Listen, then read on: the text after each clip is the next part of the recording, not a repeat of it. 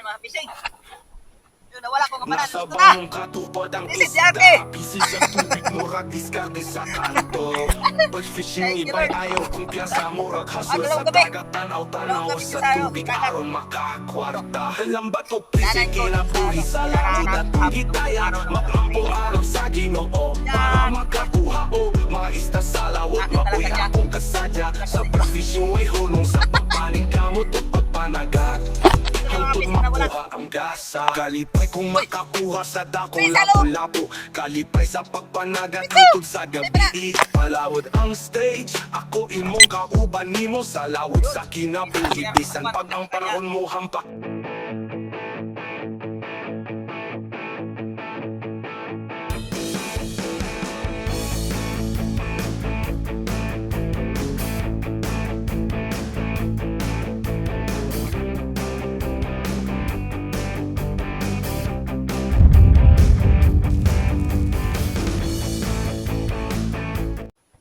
Ayan mga kapising, nandito na kami. Bukan ko itong pana. Ayan ako sa gamit itong mga pana. Na ganito. Try natin kaya ito. Ayan sila ni Christian.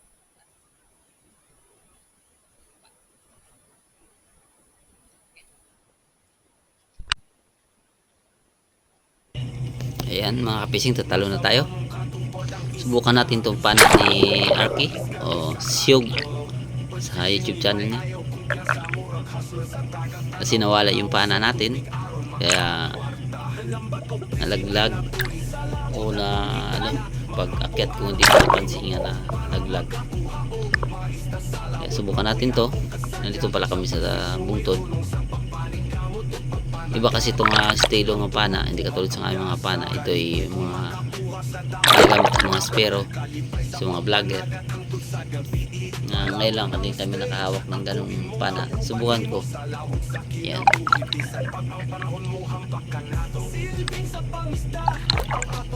Sa paghila pa lang hindi pa sanay talaga sa ganyan dahil iba yung gamit namin. Mas malalaki pang gama dyan pero hindi namin kabisado paano paghilan.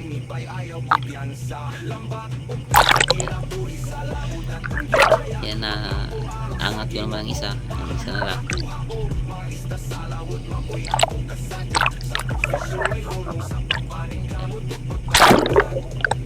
Hindi talaga sanay. Yan ay ingat ko na siya.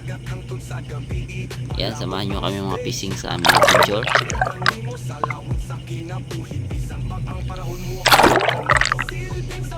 Dalawang bangka kami, si Christian saka si JJ ang sa kabila. Ako naman kag si Arky ang sa kabila. Si Arky Tenolete. Shoutout nga pala sa kay Arky sa paggawa niya sa mga pana namin, ng bagong mga pana. Yan, maraming salamat sa iyo.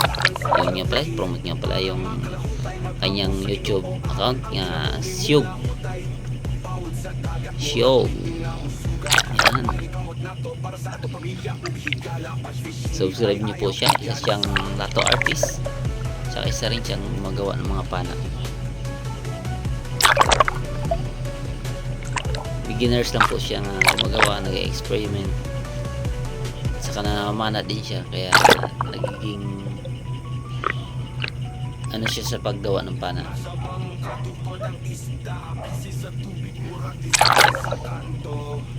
Excited siya magawa sa mga pana at saka yun sa pamana din, excited din siya. Flapper nga pala yung gamit niya, kami panyapak yung fiber. Saka mayroon kami dalang wraps o decoy. Ang tatawag sa amin ay kati. Dito tayo ng tangigi. Kaso hindi lang natin makita sa camera dahil nakatingala yung camera natin. Yun, pinana ko na. Yan, tinamaan naman. Sa bagong hawak kong pana. Yan, salamat ko dahil kahit paano, kahit malayo pa yung tangigi, sinubukan ko kung makaya niya. Yun. inabot niya. Pero nga lang hindi maganda yung tama. Kaya yun, sumigaw ako ng second shot sa kasama ko. Sana matulungan para nga hindi makapitaw. Sabi ko, kasi ang ano ko talaga, kung makahuli mamaya, isa man o dalawa, basta mahuli sa panan niya, magkilaw kami. Kasi yun, tinawag pa si kanset ko sa kanya. Isayang.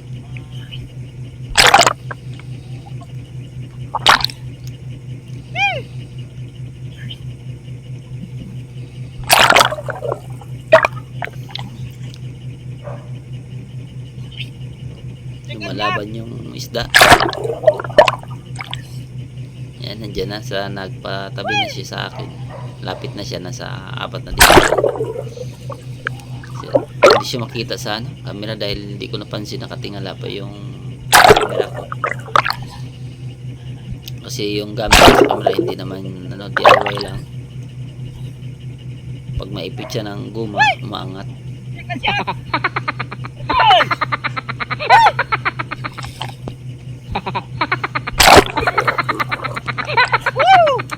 Kaya lumalaban pa yung isda. Sigaw ko ng sigaw kay Arky. Musikan shot na. Nasa pangkatupang isda, Yan. murag diskarte sa kanto. Sa wakas lumakit din siya.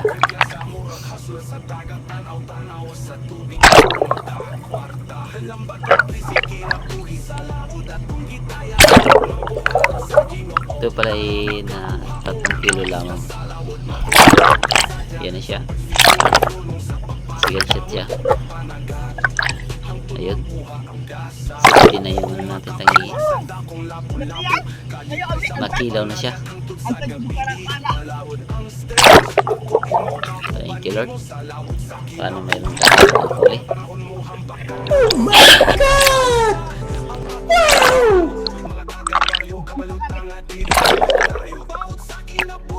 Inat lang sa lambat, ayaw ka wala sa paglaong. Bisan pagulan sa ilang hyper fishing ni bay, ayaw kumpiyansa. Lambat o busy kinabuhi sa laod at magampo araw sa Ginoo para makakuha o mga isda sa lawod. Mapuy akong kasadya sa pag-fishing way hulong sa papaling kamot tukot panagat.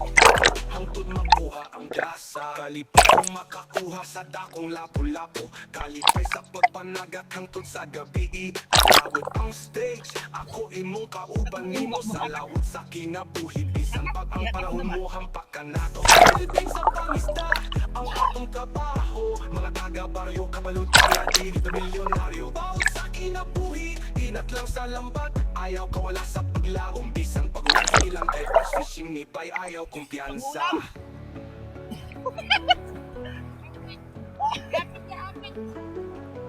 Ay, pinita.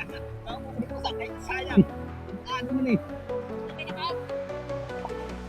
Laban sa kinabuhi, para makalahutay, mag-ampo sa loo. Aron ang kinabuhi mula hutay. Bawod sa dagat, murag na musuga. Ang pangikamot na to para sa ato pamilya ug higala. Pas fishing ni bay, ayaw kumpiyansa.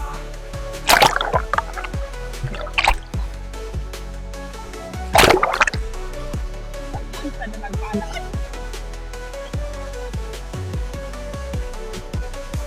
Tingnan ganyan pinasa. Susubukan ganyan pinasa. Nasa pangkatupad ang isda, busy sa tubig, murag diskarte sa kanto. Laban sa kinabuhi para makalahutay, mag-ampo sa Ginoo. Aron ang kinabuhi mula hutay. Bawat sa dagat, morbid na musugat. Ang paning kamot na to para sa ato pamilya ug higala. Bass fishing ni bay, ayaw kumpiyansa.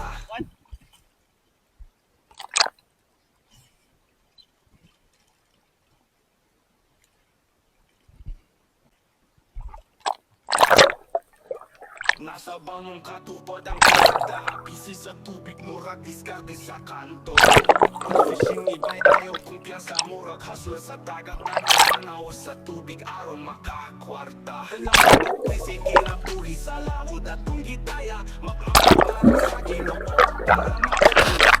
Mga isda sa lawod, mabuhi akong kasadya. Sa pag-fishing way home, kamot at panagat. Hantod mo po ang gasa. Kalipay kung makakita sa dakong lapu-lapu. Kalipay sa pagpanagat hantod sa gabi. Palawod ang stage, ako imong kauban nimo sa lawod sa kinabuhi. Bisan pag ang panahon mo hapak ka na to. Silbing sa pangisda, ang atong trabaho. Mga taga-baryo, utang at milyonaryo. Bawod sa kinabuhi, inat lang sa lambat. Ayaw kawala sa paglaom, bisan pagulan sa kinabuhi. Fishing ni bay, ayaw kumpiyansa. Lambat o busy kinabuhi sa lawod at kung gitaya. Mag-ampo araw sa ginoo, para makakuha o mga isda sa lawod, mapuy akong kasadya. Sa pag-fishing way hulong, papaning kamot o pagpanagat. Hantod makuha ang gasa. Kalipay kung makakuha sa dakong lapu-lapu. Kalipay sa pagpanagat hanggang sa gabi. Palawod ang stage, ako imong kauban nimo sa lawod sa kinabuhi. Bisan pag ang panahon mo hampak ka na to. Silbing sa pangisda, ang atong trabaho. Mga taga-baryo, kabalutang at dito milyonaryo. Bawat sa kinabuhi, ilang sa lambat. Ayaw kawala sa paglago, bisan pagulan sa ilang kay Bash Fishing ni bay, ayaw kumpiyansa.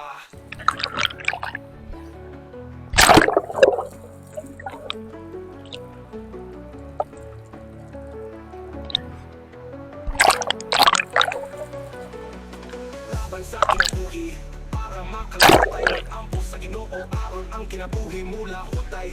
Bawod sa dagat, murag bitin nga musugat. Ang pangikamot na to para sa ato pamilya ug higala. Bash Fishing ni bay, ayaw kumpiyansa.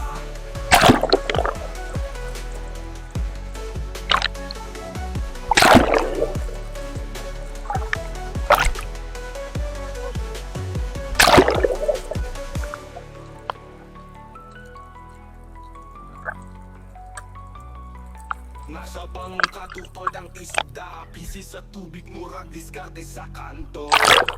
Laban sa kinabuhi para makalahutay. Mag-ampo sa ginoo, aron ang kinabuhi mula hutay. Bawod sa dagat, lopit na musugat. Ang paning kamot na to para sa ato pamilya at higala. Bash Fishing ni bay, ayaw kumpiyansa.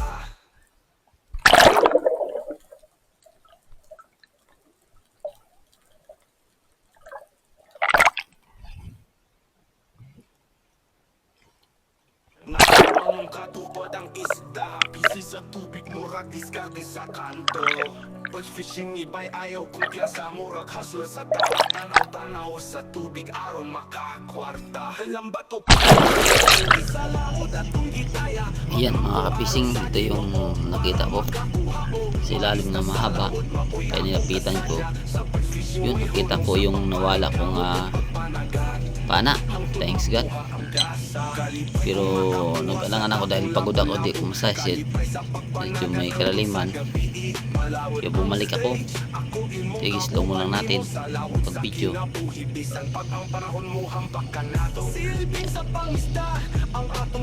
Kahit paano kita natin, nahirapan na ako dahil naghila ako ng bangka.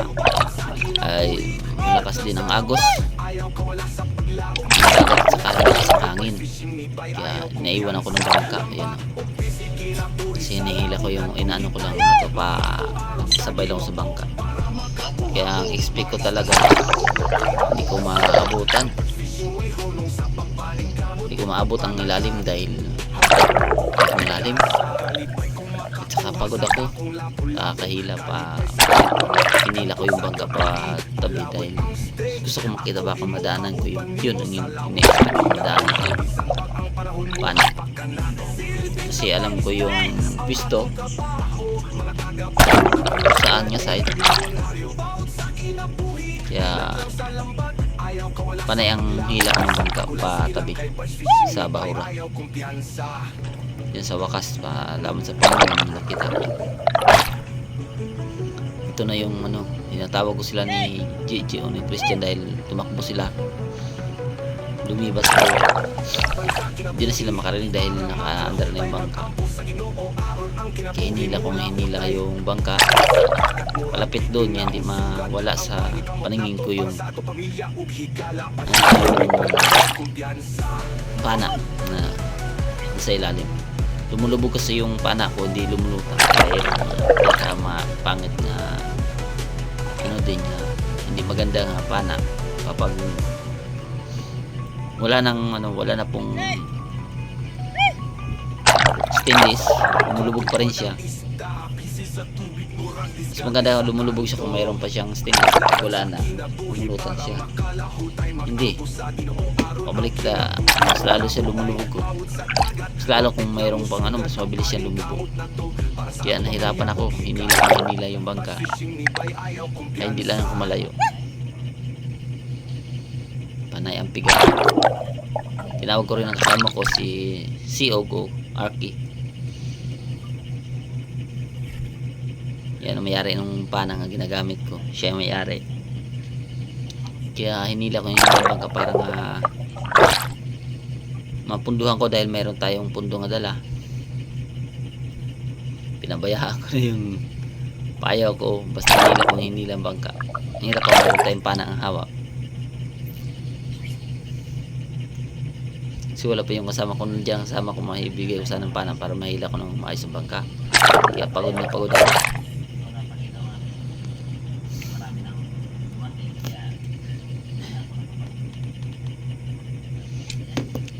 Yan, tingnan nyo naman yung bingat pa kahit na sa bangka na dahil nayaan ko lang mula. Basta ang pusi ko mahagis ko yung ang pundo. Hindi malayo dun sa akin pana. Ayan, nagis ko na. So wakas naman ay maabot yung tubig natin saka kumagat kaagad dahil sa buhangin. Saka nagpahinga ako. Tinawag ko pa nga ang dalawa, baka lumingon. Wala talaga, ang tagal ng tawag ko. Kaya yun ko kasi sa sarili ko, hindi ko mahabot. Pero sabi ko magpahinga lang ako. Kaya dumating din yung isa kasama ko, yung may-ari ng pananay si Arky, o ang sa YouTube account niya ay Syug.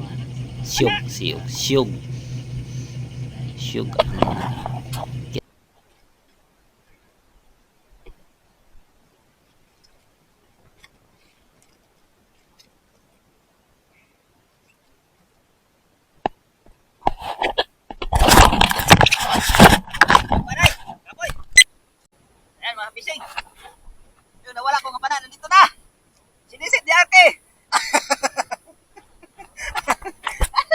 Thank you, Lord. Dalawang gabi. Dalawang gabi si sa dagat. Ito. Danan ko dito sa pinanaan namin kahapon ng isang araw ng tangigit. Yeah, thank you, Lord. Sa akin talaga siya. Hindi talaga sa iba. Ito na yung mga fishing na wala. Ayun. Uy! Three salong! Pizza! Inipara!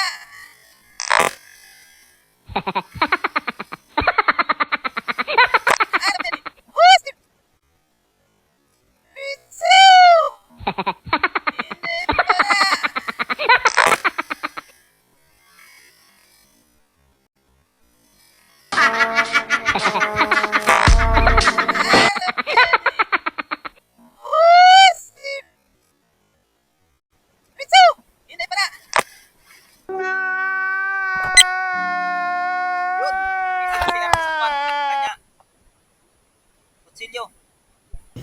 Ayan, yun pala na ay tumalon siya dahil nalaglag yung kutsilyo niya. Tumalon siyang walang flapper. Yan, panyapak niya. Bayaan mo na lang, sisiring ko na lang kasi abot ko naman yan dahil naabot ko nga yung pana ko, yung patay alaga yung kutsilyo nasa tabi lang, nasa bangka lang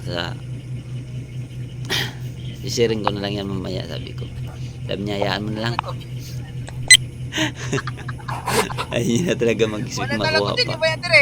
Yung ginawa ko, sinisid ko at saka binigay niya sa akin. Ayan, nandito na, nagkilaw na kami. Nandiyan sila ni Christian bumalik. Alam nito. Kaya wala sila nakaharap ng tangigi. Yan na yung huli nating tangigi. Kaninang hindi nakita pag pana dahil nakaangat yung camera ko. Sabi ko, unang huli ng pana niya, Maabot dito ng baka. magkilaw tayo. Kalayin kaya ka, kita akin sa likod, no? Kinilaw namin yung No? pasikan shot ko sa kanya. Yan, para makatikim din naman ng kasama namin. Yan, nagawa ng mga pana ng sariwang tangigi, kinilaw. Yan, masaya kami. Pero bagong ano pa lang siya, kaya hindi pa siya ang pinag-uusapan namin yung pagpana niya ng tangigi nga hindi siya nakahuli. Masaya sa ano nga nakita ko rin ng pana. Isa ring problema nga hindi ako nahirapan na mag-isip kung saan ako maghanap ng gagawing pana ulit. Kaya dyan na ibigay sa akin ng Panginoon, binalik niya sa akin yung nawala ko nga pana. 2 gabi siya sa ilalim. Ayan, enjoy sa pagkain mga fishing. Ayan, maraming salamat sa inyo sa inyong magsama panonood. God bless sa ating lahat. Ayan, tapusin natin ang ating mga video. Please po subscribe, pakipindot yung bell button, i-bell nyo po palaging upload kayo sa aking mga vlog. Like and share din po. Maraming salamat. God bless.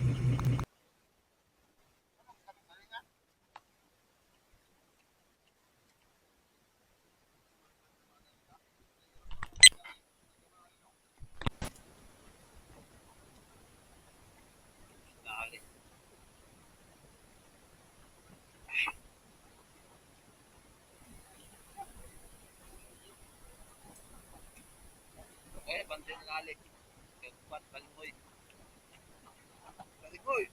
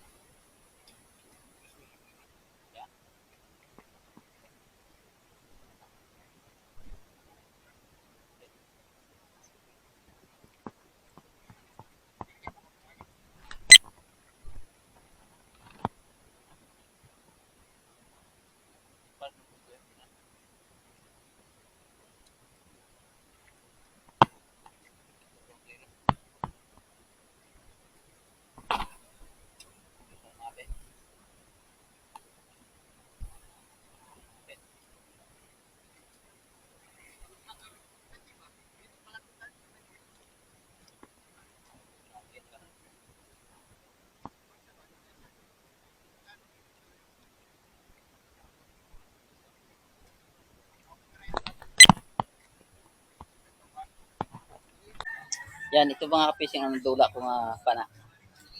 Binalikan ko doon 2 araw na, nung Friday to, ngayon linggo na. Doon sa pinanaan namin sa Bahura, sa may pultod. Daan ako para talagang nagpakuha talaga sa akin. Yung pana ko. Yan. Yung gamit ko kanina, ito yun, ng bago. Kinuhaan ko ng guma, kinuhaan ng mayari. Ng guma. Ito yun. May huli ako 1 piraso. Nakahuli na to 1 piraso. Bago to. Malaki pang katawan. Mahirap pa, bigat pa dalhin.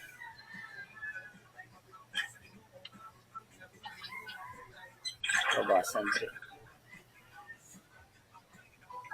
Okay.